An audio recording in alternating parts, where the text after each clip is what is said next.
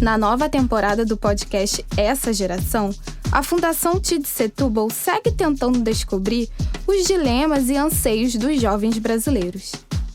Se você ouviu o primeiro episódio dessa temporada, já sabe que estamos conhecendo a história da ativista manauara Samila Sateré Maué.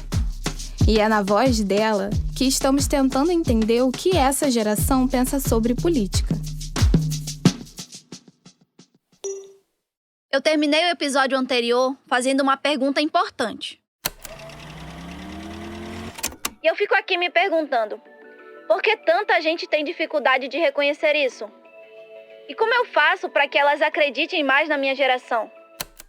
E eu acho que, para responder essa pergunta, a gente precisa olhar para a gente, para os nossos costumes, para os nossos antepassados.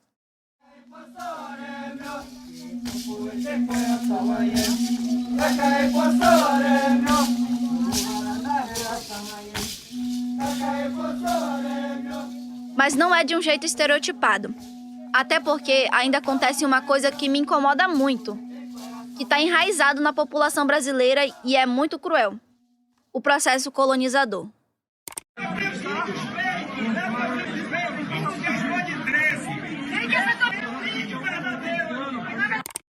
Leva teus índios fakes. Tudo índio de iPhone 13. Não tem um índio verdadeiro aqui. Esse áudio aí, que vocês ouviram, é o delegado Éder Mauro, deputado federal pelo estado do Pará. E acho que não vai ser surpresa pra ninguém se eu disser que ele é o líder da bancada da bala na região norte. Toda vez que a nossa identidade é questionada, baseada em estereótipos, é uma maneira de nos colonizar e de negar toda a violência pela qual os nossos povos passam desde a invasão. Mas já tá claro que isso é um projeto político. E desde quando a minha origem vai me impedir de viver as tecnologias do meu tempo? Assim que a faculdade fechou e a gente voltou para a comunidade, eu comecei a produzir conteúdo dentro de casa, né? Não tinha muito o que fazer, então a gente começou a produzir conteúdo. E era o conteúdo que eu faço é mais voltado para o humor. Esse que vocês acabaram de ouvir é o Tucumã Pataxó. Eu sou Tucumã Pataxó, sou aqui do extremo sul da Bahia, povo Pataxó. Sou comunicador do Mídia Índia, que é uma das principais redes de comunicação que fala sobre os povos indígenas também. Também tenho um podcast no Globoplay, Papo de Parente, que eu tenho um quadro de gastronomia, sou estudante de gastronomia da UFBA também. O Tucumã, assim como eu, também usa a internet ao nosso favor para comunicar sobre a luta dos povos indígenas e também para ajudar a quebrar estereótipos. Como a gente bebe água? A primeira coisa é procurar água. Será que a gente procura água com um galinho para ver onde está o rio? Cavamos para ver se a gente acha alguma nascente de algum rio escondido por aqui. Ou então, simplesmente, colhemos a água no pé distribuidora. Ah, tem refrigerante também se quiser, viu? Vocês aceitam Pix? Como comunicadora, eu acho muito interessante pensar em como uma ferramenta pode ser explorada para abordar um mesmo assunto de várias formas. O Tucumã, por exemplo, escolheu alertar sobre os estereótipos e preconceitos sobre os povos indígenas através do humor. São vídeos curtos em que ele retrata comentários bizarros que recebe, como uma vez que perguntaram pra ele: Tem como virar indígena? Ou quando perguntaram: Você anda pelado? Tô revoltado. Eu lembro de uma história, eu na cidade, tá ligado? Uma moça me parou, pediu pra tirar foto comigo, eu deixei. Ela chegou e falou assim: só não te envio a foto porque índio não tem celular, se comunica via sinal de fumaça. Eu triste, puxei meu Pro Max, falei: moça, vou ligar pros meus primos fazer um sinal de fumaça pra você agora. Você quer que eu tire uma foto melhor? E eu acho que deu certo. As pessoas aprendem mais sobre a cultura indígena e riem de si mesmas, da sua própria ignorância. E durante esse primeiro ano de pandemia foi um ano que as pessoas estavam abertas a aprender ainda mais. As pessoas estavam em casa, muitas estavam com tempo livre. Então começaram a querer aprender um pouco mais sobre outras culturas, sobre outras coisas. Então é o efeito catapulta que a gente fala, né? Que é o efeito que a gente estava lá, quietinho, daqui a pouco do nada jogaram a gente para cima.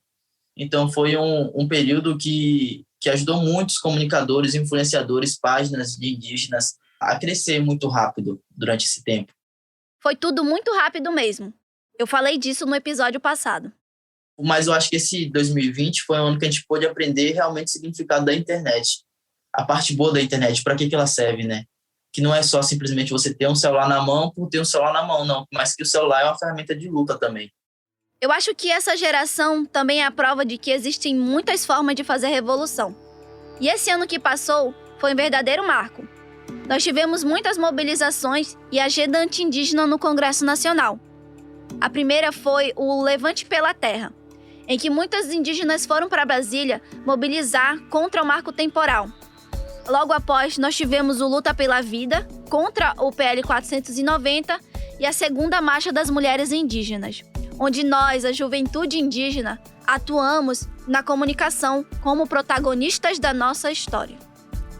Nós tivemos uma cobertura totalmente indígena, de toda a mobilização, com fotografias, com áudios, com vídeos, com podcasts e tudo mais. E a nossa etnocomunicação, a comunicação feita de indígena para indígena, alcançou não só as aldeias, mas também alcançou outros países do mundo. O mundo inteiro soube o que estava acontecendo no Brasil pelas nossas vozes. Uma coisa que eu costumo ouvir é que eu fui uma das pioneiras dessa geração. E tenho uma responsabilidade grande em tudo isso, já que eu levo o nome do povo Sateré-Maué para onde eu vou. Tucumã sabe bem como é isso. Porque eu falo assim, por exemplo, eu, Tucumã Pataxó, eu não sou, dentro e fora da minha comunidade, eu não sou só Tucumã, eu sou Tucumã Pataxó. Então, independente do que eu fazer, se é bom ou ruim, o nome do meu povo vai estar comigo. E tem mais uma coisa. É muito difícil ouvir nos lugares de fala que alguém é de Manaus. A maioria sempre é do Sudeste. Por isso, sempre eu faço questão de lembrar de onde eu venho, da minha origem manauara. Eu até brinquei com isso no Twitter esses dias. Eu sou lá de Manaus, Amazonas, da região norte do Brasil. Esquece! Mas também tem algo que me incomoda muito. Quando as pessoas acham que, por ser indígena, eu só posso falar sobre essa pauta. Mas eu quero falar sobre muitas outras coisas, assim como qualquer pessoa da minha idade e de qualquer outro lugar do mundo. Por isso, eu vou abrir um parêntese agora e vou mudar de assunto. Quer dizer, nem tanto. Eu vou continuar falando sobre a internet e sobre o movimento indígena. Só que para explicar como tudo isso foi importante para me aproximar de uma pessoa muito especial, que você já está ouvindo por aqui. De 2020 a 2021 foi esse tempo da gente conhecer todo mundo e não conhecer ninguém. Porque a gente não conhecia as pessoas presencialmente. E foi numa dessas que eu conheci o Tucumã. A Sam, ela, se você conhece ela a primeira vez, você acha ela super séria. Ah, tá. 10 entre 9 pessoas me falam isso. Nenhuma novidade até aqui. Mas depois que você conversa, que você vai conhecendo, pegando intimidade, ela é muito brincalhona. Ela brinca pra caramba com os outros, ela... Ah, bom. Mas deve ser porque agora ele me conhece, né? Sorri a todo momento e tudo mais. É difícil você ver uma foto dela sorrindo, por exemplo, mas ela fica sorrindo a todo momento. Só que na hora que ela vai tirar uma foto, ela fica séria.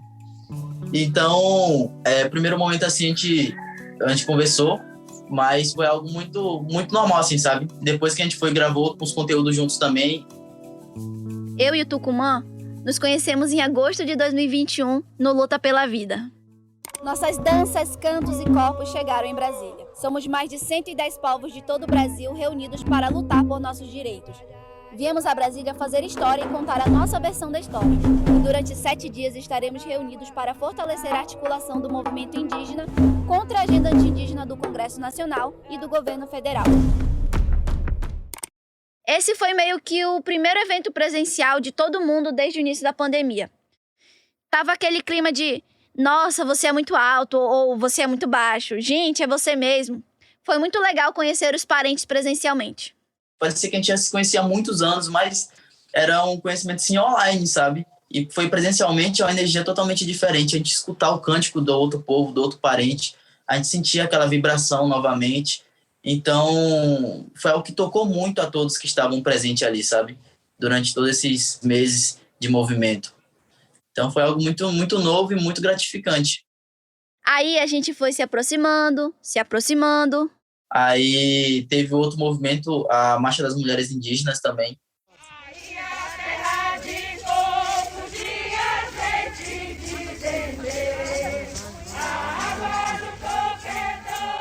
Que foi em setembro.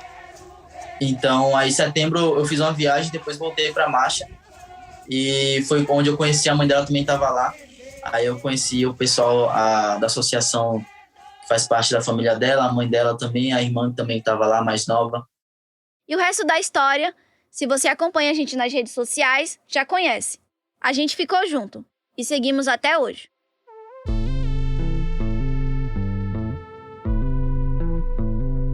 Quando eu tava pensando nesse episódio, foi impossível não lembrar da minha mãe, da minha avó, dessas gerações que vieram antes, que não tiveram acesso a todo esse conteúdo que a gente tem.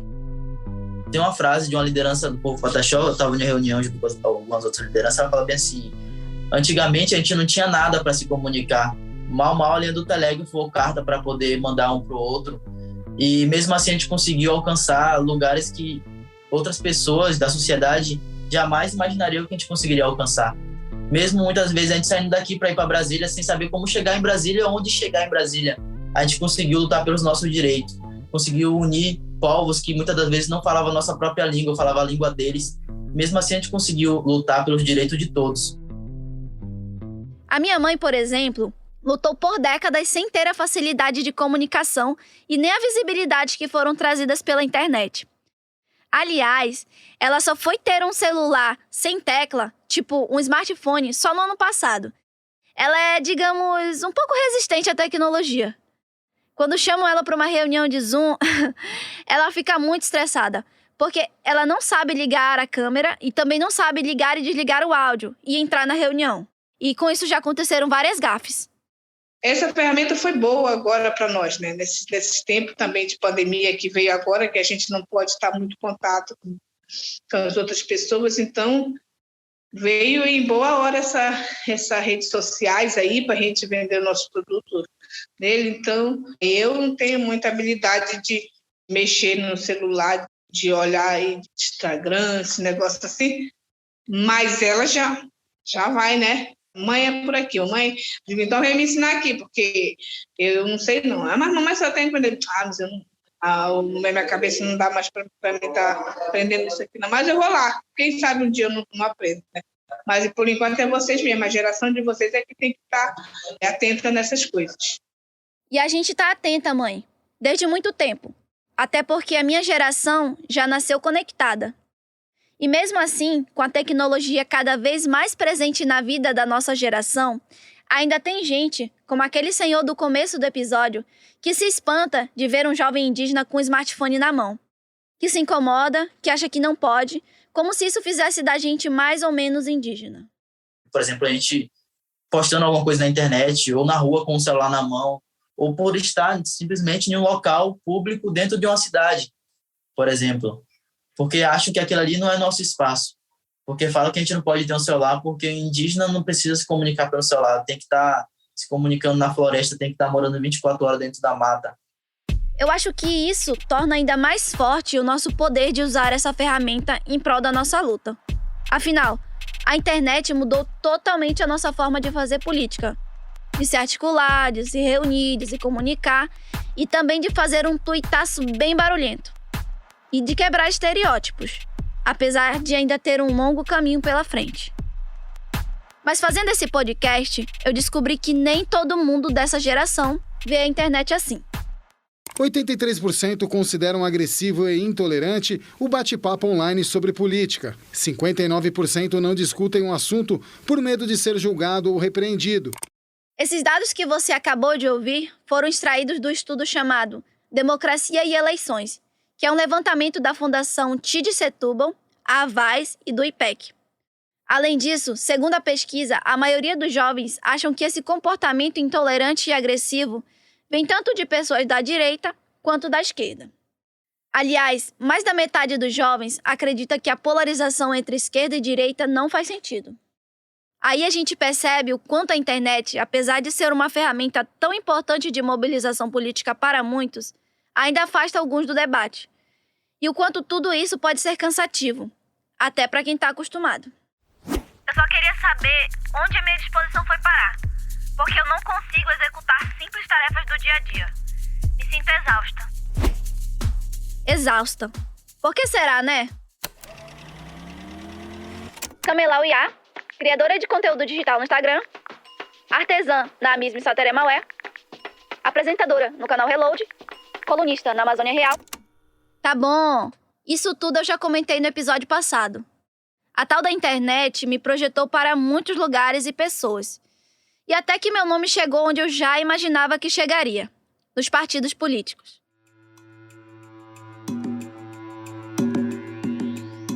Já fui procurada por alguns deles, e de vez em quando alguém comenta nos stories: "Você não vai se candidatar?"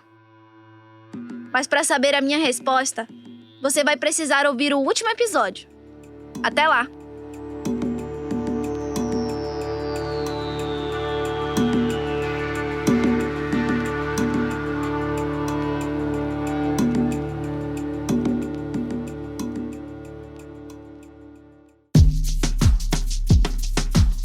Essa geração é uma produção da Rádio Novelo para a Fundação TID Setúbal. A coordenação geral por parte da Fundação é da Fernanda Nobre e do Márcio Black. E quem responde pelo digital e pela identidade visual é o Amaury Eugênio, a Gaia Vieira e o Ricardo Matesse.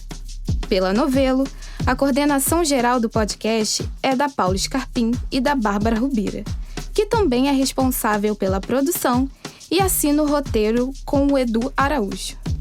A edição e sonorização são da Júlia Matos. E a mixagem é do João Jabassi, da Pipoca Sound. A nossa música tema foi composta pelo Chico Correia. A coordenação digital é da Bia Ribeiro, que também faz a distribuição e a locução. Nesse episódio, você ouviu áudios da TV Cultura, Mídia Ninja e da Articulação dos Povos Indígenas do Brasil. A gente tava vindo pra roça dela, né, Dona Regina. Tirou um final de semana pra ir conhecer. Aí no meio do caminho, tinha andado pra caramba, tinha navegado pra caramba. No meio do caminho o barco quebrou. Aí a gente ia fazer um churrasco na roça. Aí foi no meio da a gente teve que pular. E pulou eu, a Samela, o Pepe e a Julie pra poder puxar o barco, né, nadando. Puxar ele nadando até perto da beira do rio. A gente pulou lá e saiu puxando esse barco, aí parou em um lugar lá que não sei nem onde era direito. A gente assou a carne, fez tudo que tinha que fazer nesse lugar e nem foi pra roça mais. Tava com todas as coisas no barco? Foi, a gente fez, preparou tudo, desceu todo mundo do barco e preparou as coisas lá no meio do mato mesmo. Pegou um galho de um lugar, pegou tudo de outro e foi preparando, fez o churrasco ali mesmo. E depois dali a gente voltou pra casa, que não dava mais tempo, ele tava escurecendo, e consertou o barco ainda, né?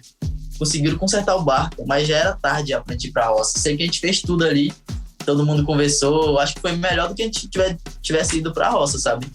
Que ali foi só comemorando que não afundou toda a comida do churrasco. Na derrota. Mas foi bem legal, foi bem legal.